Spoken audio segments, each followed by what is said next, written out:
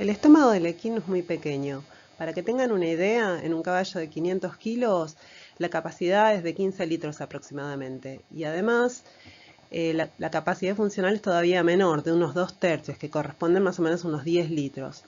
Considerando el tracto gastrointestinal en su conjunto, el estómago del equino representa un 8%. Recuerden también que presenta una zona aglandular y una zona glandular separadas por el margo plicatus. El tránsito en el estómago equino es muy rápido. 2/3 de los alimentos que llegan no se retienen más de una hora. Dentro de este tránsito acelerado, los granos o los alimentos peleteados retrasan un poco el vaciamiento. Y por otro lado, los alimentos secos, fibrosos, celulósicos, lo aumentan este tránsito.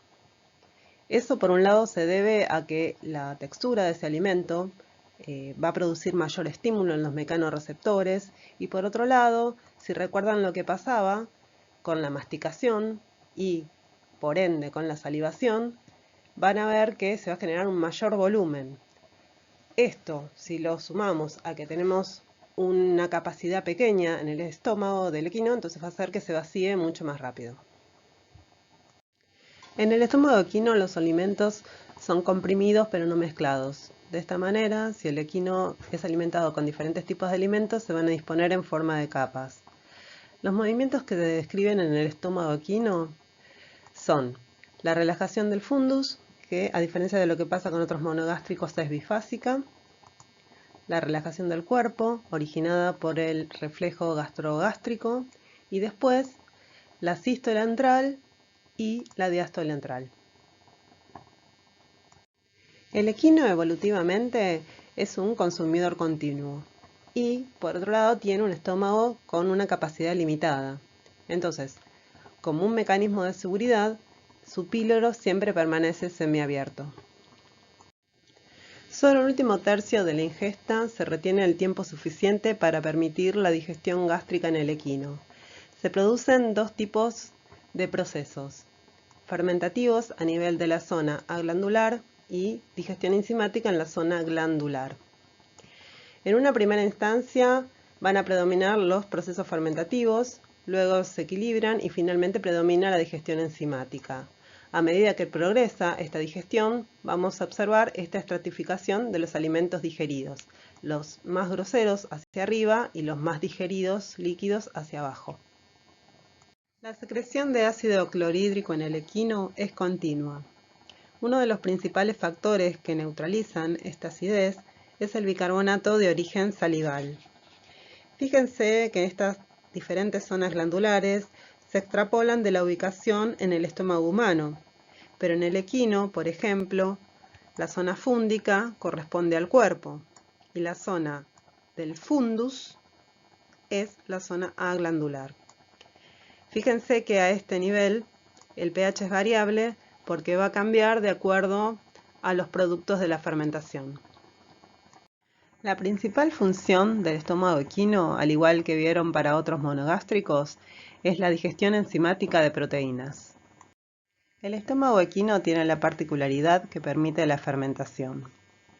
Esta se va a producir en la zona aglandular, que tiene un epitelio escamoso estratificado y no posee glándulas que secreten ácido clorhídrico. Predominan los lactobacilos, que soportan los menores pHs. Ellos dan como producto ácido láctico luego de la fermentación de hidrato de carbono solubles.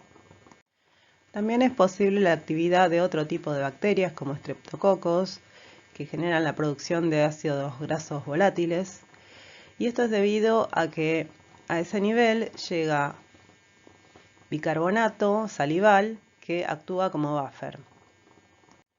Más allá de esto, tengan en cuenta que la fermentación se ve muy limitada tanto por el pH como por el elevado tránsito del estómago equino.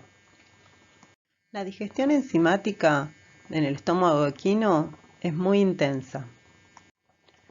Se produce en la zona glandular. La secuencia es similar a la que ya vieron para otros monogástricos. En un primer momento actúa el ácido clorhídrico, que por un lado produce la desnaturalización de las proteínas y también cierta hidrólisis química. Y en segundo lugar actúa la pepsina, que se obtiene a partir del pepsinógeno, que es activado por el ácido clorhídrico. El ácido clorhídrico además va a proveer un pH óptimo para la actividad de la pepsina.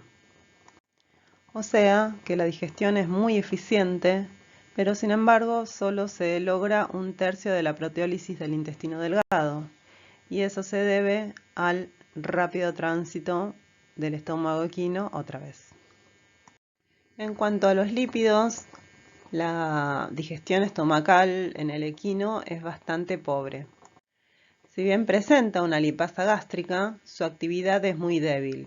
La primera causa, por supuesto, es, como pasaba con los otros sustratos, por el rápido tránsito, ¿no? No da tiempo que actúe la enzima.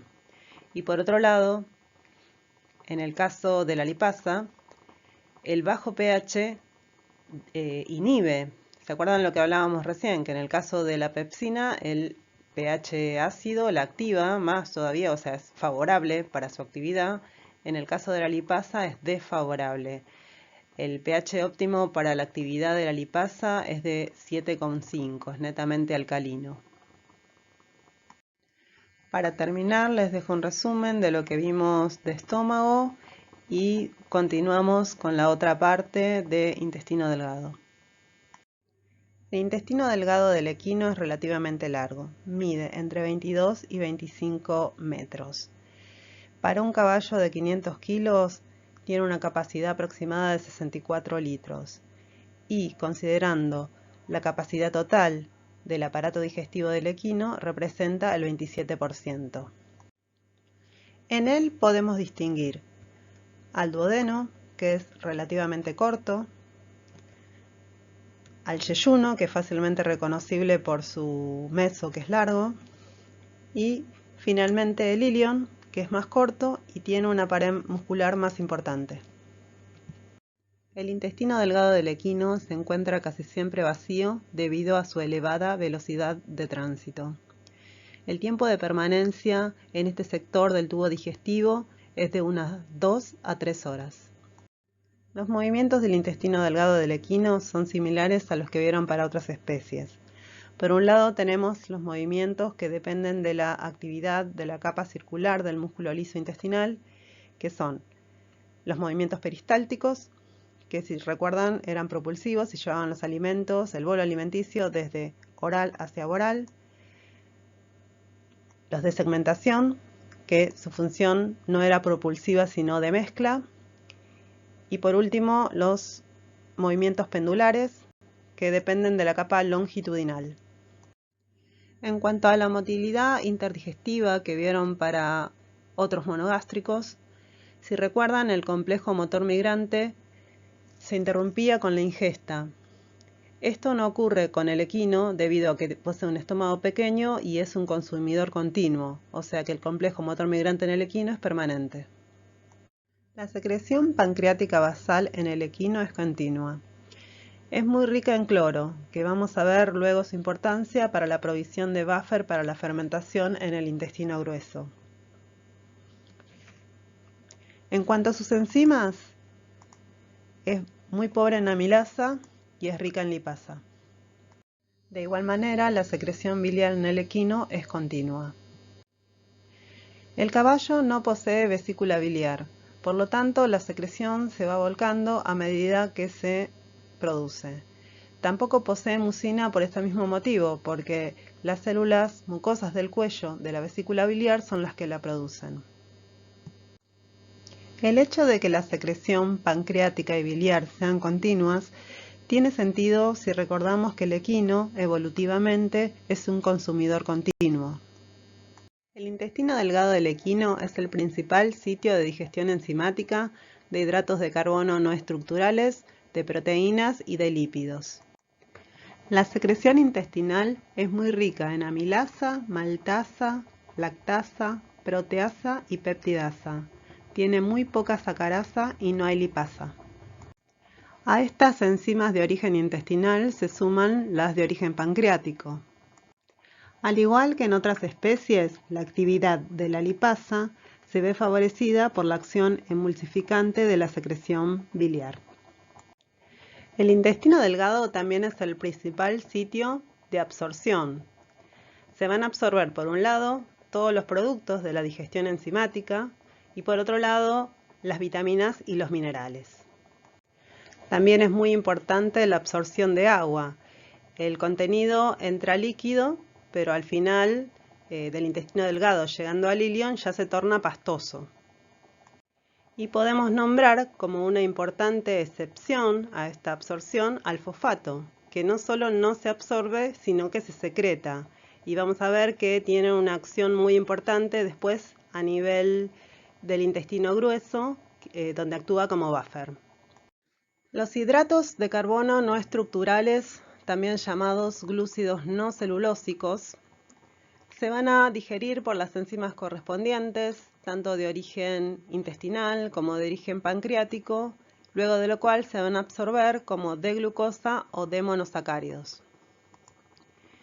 El equino presenta una mejor absorción y aprovechamiento de la glucosa si comparamos con los rumiantes, y esto es debido a que posee una mayor secreción de insulina y además la glucosa tiene una menor acción dinámica específica que los ácidos grasos volátiles, lo que significa que pierde menos energía durante su metabolización.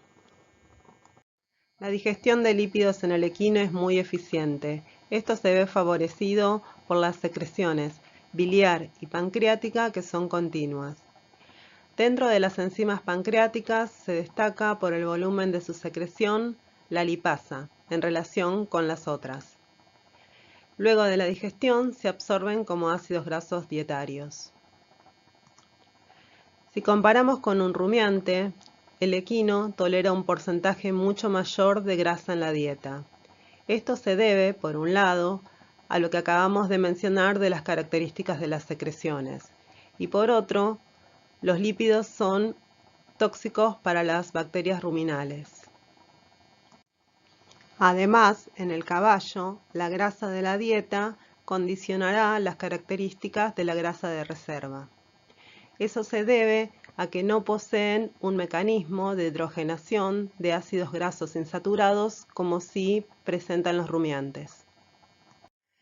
Integrando la fisiología digestiva con la fisiología del ejercicio, podemos inferir cuál sería el modo más conveniente de suplementar la dieta de los caballos atletas.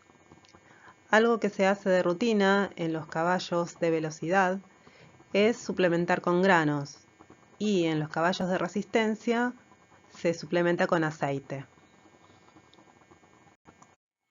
En la digestión de proteínas participan las enzimas intestinales y pancreáticas. Luego de esta digestión se absorben como L-aminoácidos. La proteína vegetal es pobre en lisina. Este es un aminoácido esencial y es necesario suplementarlo sobre todo en yeguas preñadas y en potrillos. A diferencia de lo que ocurre con los rumiantes, la suplementación con nitrógeno no proteico como la urea no es de gran utilidad en el equino, porque se absorbe a nivel del intestino delgado y la mayoría se va a eliminar por orina. Solo una pequeña parte llega a intestino grueso, que después lo vamos a ver con más detalle. Otra función muy importante del intestino delgado es el aporte de buffer para la fermentación en el intestino grueso. Estos son el fosfato y el bicarbonato. En el caso del fosfato es en forma directa, es una secreción a nivel del ilion que luego va a ir al intestino grueso. En el caso del bicarbonato podríamos decir que es de una forma indirecta, porque el páncreas, si se acuerdan que tenía su principal anión que era el cloro, va a secretarlo a nivel del ilion y allí va a haber un intercambio por bicarbonato y ese bicarbonato es el que va a actuar a nivel del intestino grueso. Para terminar, les dejo el resumen de lo que vimos de intestino delgado en el equino y continuamos con la presentación de intestino grueso.